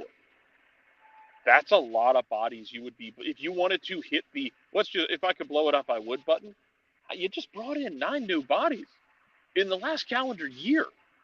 Guys that everybody was super excited about because Garth Lagerwey is making a decision, although I understand when it's a good decision, it's Garth Lagerwey decision. When it doesn't work out, that was a Carlos Bocanegra decision. Sorry, I didn't have my crystal ball out for that. It's this thing where you're not going to blow it up. You're going to work with what you have. Now, do you go find a manager before the end of the season? I don't know. I haven't heard anything in terms of like rumors about managers being looked at. If like, I'd imagine Rob's going to get a pretty fair shake because Garth's done that in the past, and maybe you're trying to recapture the lightning in a bottle. But also point out that when Rob took it over last year, it took him 2 or 3 games to really get things going. And once he was able to, you had that good run before Gonzalo Pineda took over in 21. So it might take him a couple games to really turn the engine over. But you're not going to blow it up because you can't, because you just brought in a bunch of guys who were going to be on multi-year deals. You can't just burn it all to the ground and then collect the insurance money. If you have $10 million to play with, you'll go try and find a striker, because with that kind of budget, you're going to go try and find a guy who can be a best 11 caliber striker. Right. Because you should be able to, with $10 million, go find somebody who can put the ball in the back of the net consistently and hopefully stay healthy and contribute to this team and contribute to whatever you want to do, because whoever you bring in for manager, the team is structured in a specific way. I mean, yeah, you're going to want to be able to play. You've got a lot of technical players who can play with the ball at their feet. Now, whether you get more pragmatic with the next manager or not, I don't know. But I think the bones of it are still there, that you're going to go get somebody if you're able to. And here, to your point, here's the situation right now, chasing after the playoff spots, chasing after the play-in game, the 8-9. Yeah. 8 through 15 are separated by 4 points. Philly, Nashville at 20. That's your 8-9.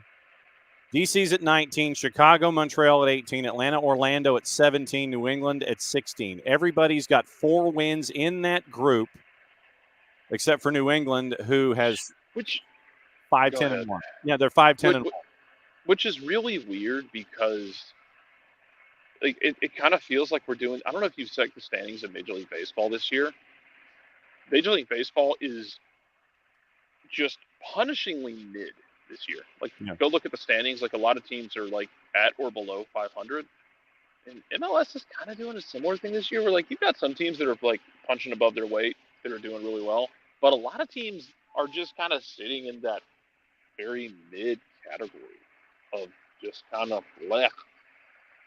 It's kind of very weird year. It's not to excuse Atlanta underachieving, because you can't excuse the fact that this offense finished second in the league in goals last year and didn't really bring in the offensive firepower on the wings until after in the summer window, and then were able to still finish second in the league in goals, to this year just being unable to put the ball in the back of the net. It's inexplicable almost. And that was never expected to be the problem with this team. Defending was the problem, and you tried to address it. I think that was part of the thing that got lost in the whole Gonzalo Pineda saga of, everyone bitching about tactics and bitching about the offense. Like, the offense was never the problem with him. It was the defense. You were scoring goals like crazy last year. It happens. But yeah, I think you're still going to go for it. You're going to give, if you even, because also there's this. If you think that Rob might be the guy, let's say the front office decides we want to give Rob a shake to earn the full-time job. Sure. If that's how you feel, you owe it to him to give him the best weapons he can possibly have. Otherwise, you're not giving him a fair shake. If you don't give him, if you tell him, like, hey, we're going to give you a shot at the head coaching job. Also, we just sold Yakomakis because he wanted to leave. Also, still waiting on that goodbye message, Gigi. Yep, absolutely. Still waiting on it, bud. Mm-hmm. Also, you just lost your striker, who damn near won the Golden Boot last year without taking penalties. We're not going to fill that spot for you. Good luck.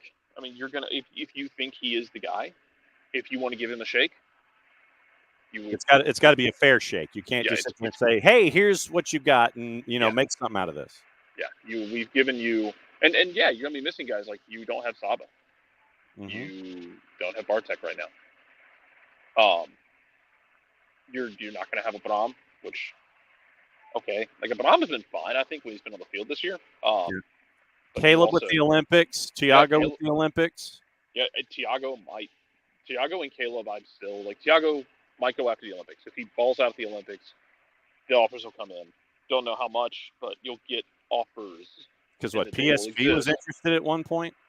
Yeah, I mean, we'll see. But Caleb offers also feel very, very possible. So I mean, it's just it'll be a weird window. And to Unk's point, yeah, there's 8 games after the window, but if you can get your business done at the beginning of the window, you have a chance to make an impact. Mhm. I don't know how quickly they would shop for striker. Don't know if it would be available. Don't know how it would look. Sounds like your allegedly reports out of Portugal or that you're in the market for another outside back, which is great Yeah. because you're going to be Yeah. missing Caleb. Yeah, we And you talked need about some Amador cover. this morning, yeah. Yeah, you need some cover aside from Ronald Hernandez on the outside back. Yep. But here's the ultimate thing, and I'll end with this because I do have to. My the fourth is putting up the board for me. Okay. Luke was great. I have been a proponent for Edwin Mosqueda as a bench player, not as a starter. Right. I think we've pretty much established that point that like I don't care for Edwin starting games. I like Edwin with 20 minutes to go running at tired people, being weird and being chaotic. If Luke's going to come in and grab the game by the balls like that, great. If more kids are going to do that, then let the kids do that. Because I think there's a certain amount of fight and scrappiness that has been missing from some of these games. Yeah. And if guys don't want to have that, then find me the kids who do have it. Find me the Jay Fortunes who will go out there and run around and get stuck in and try and make things happen.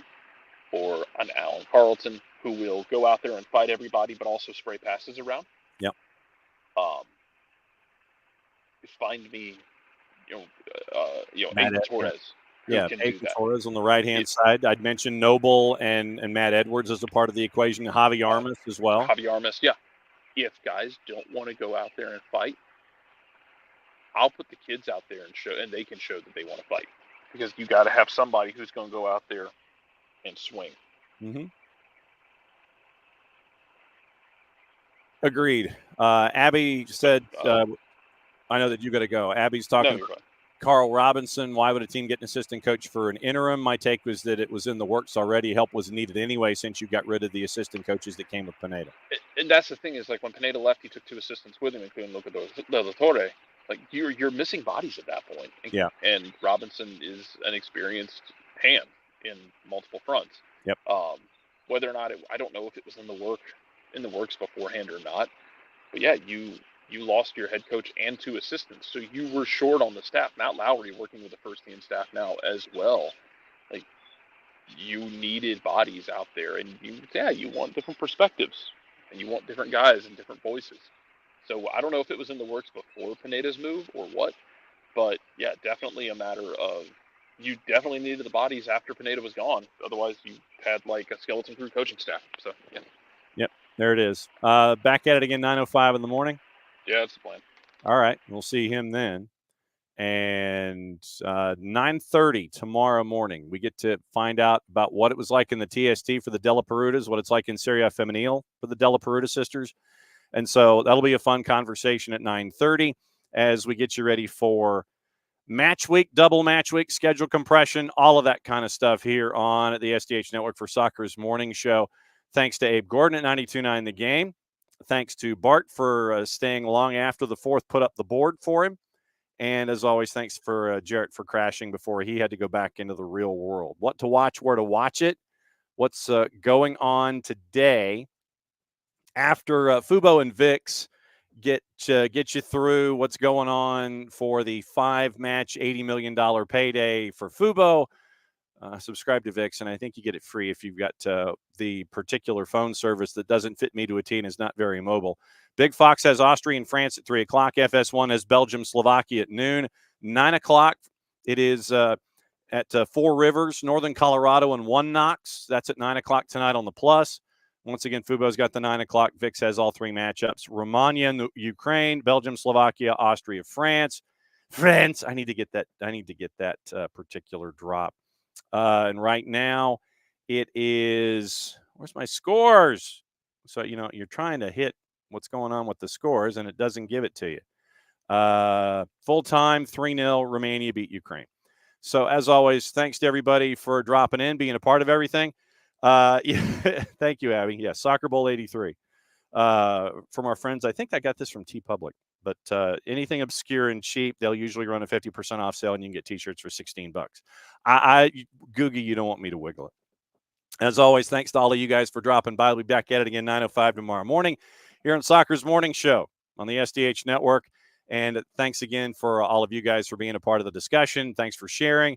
And now I know that Abby was trying to figure out what we could do. I think all I can do on the video side right now is put up a full screen. And let me see if I can do it with the close music and do more than one thing at a time. No, I think it absolutely it takes it all over. So that's the close screen. So there's the closed screen. We got to come up with closed music, and we'll do it again tomorrow. Thanks for dropping by. We'll see you again in a little less than 22.